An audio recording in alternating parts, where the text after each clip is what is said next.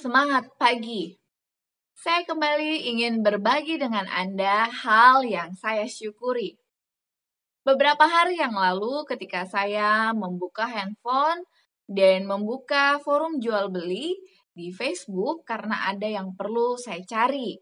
Sementara saya scroll ke atas dan ke bawah, muncullah iklan dari penjual durian kupas.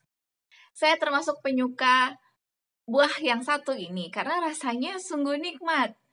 Dan ketika saya lihat di sana ditawarkan dalam bentuk-bentuk tempat seperti ini, di tempat-tempat makan ukuran seperti ini. Jadi ukuran ini sekitar 800 mili sampai 900-an mili. Dan itu isinya durian yang sudah dikupas, jadi kita tinggal menikmatinya. Lalu saya pun order satu kotak ini dan diantarkan via kurir. Ketika tiba, saya dengan senang hati saya langsung menikmatinya. Suami saya tidak terlalu suka durian, tapi tidak juga menolak durian. Ya, biasa-biasa saja. Jadi sayalah yang menikmati satu kotak ini sampai selesai. Karena makan satu tidak terasa, tinggal satu lagi. Mau ditinggalin buat besok, sayang sekalian saja dihabiskan. Saya jadi teringat ketika bertahun-tahun yang lalu melayani di Manado, dulu direktur kami suka untuk mentraktir kami buah durian ini. Biasanya karena di Manado ada satu daerah yang memang tempat perkebunan durian, jadi di sana harganya lebih murah, jauh sekali lebih murah dari harga yang saya beli di Pulau Batam ini. Jadi biasanya kami dengan staf yang lain akan disuguhkan durian dalam satu karung besar, kadang bisa lebih dari satu karung. Dan kami akan menikmatinya bersama-sama sambil bercerita satu dengan yang lain, bahkan sambil juga bermain games, kalau dulu masih main 369 atau 007. Dan hal itu masih berkesan di otak saya dan saya masih mengingat kenangan-kenangan tersebut. Dan ketika kami silaturahmi lewat WhatsApp call atau video call, kami kembali menceritakan masa-masa mengenang bersama. Dan buah durian ini menjadi salah satu cerita dari kenangan kami bersama. Saya sangat bersyukur kepada Tuhan karena Tuhan menciptakan buah yang satu ini dan saya senang untuk menikmatinya. Inilah hal yang saya syukuri. Saya rindu Anda pun memiliki hal yang dapat Anda syukuri. Tidak perlu mencari hal yang begitu besar. Mulailah untuk bersyukur dari hal-hal yang sederhana, hal-hal yang kecil. Baik, kita lanjutkan bacaan renungan pagi kita hari ini di tanggal 15 April dengan judul Mengubah kita dari orang berdosa kepada orang saleh. Ayat intinya terdapat dalam Yesaya 1 ayat yang ke-18. Marilah, baiklah kita berperkara firman Tuhan. Sekalipun dosamu merah seperti kermisi, akan menjadi putih seperti salju. Sekalipun berwarna merah seperti kain kesumba, akan menjadi putih seperti bulu domba. Mari kita dengarkan penjelasannya. Allah mengenakan pakaian kekuasaan. Ia dapat mengambil orang-orang yang mati dalam pelanggaran dan dosa, dan oleh Roh yang membangkitkan Yesus dari antara orang mati, mengubah tabiat manusia, memulihkan kepada jiwa peta Allah yang sudah hilang.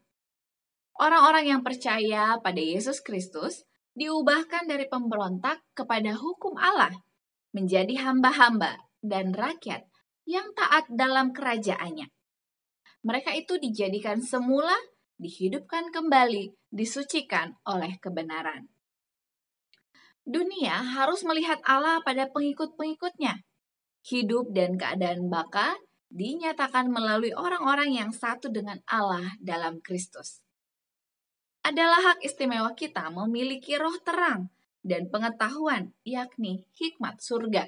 Semua orang yang memiliki roh ini, dalam kedudukan apapun mereka itu boleh ditempatkan, pekerjaan yang tertinggi ataupun yang terendah, dalam pekerjaan mereka akan menyatakan kuasa terang dan pengetahuan ini.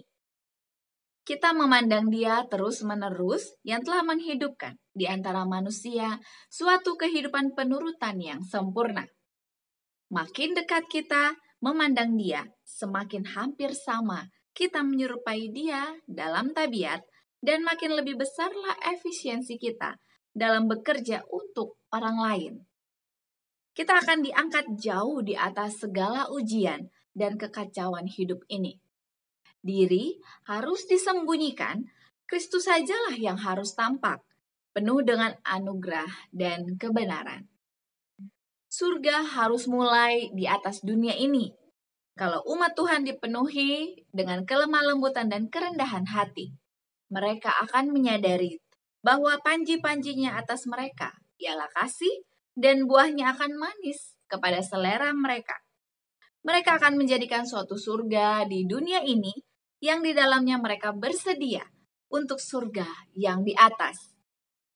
Setiap orang yang menerima Kristus oleh iman yang hidup mempunyai suatu hubungan yang hidup dengan Allah.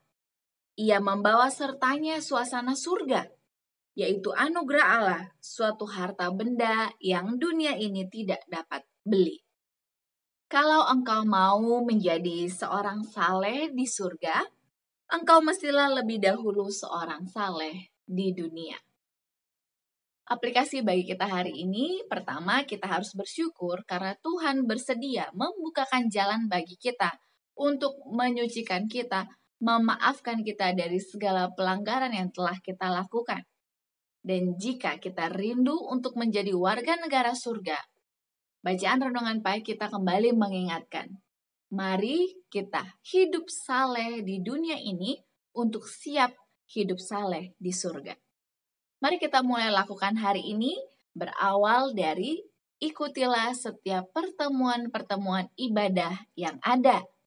Baik itu program dari jemaat kita ataupun program Kristen secara universal. Karena dengan menghadiri ibadah, kita akan terus diarahkan pikiran kita kepada firman Tuhan. Mari kita coba melakukannya mulai hari ini. Slogan kita, awali hari ini dengan renungan pagi. Saya kembali mengajak kita bersama.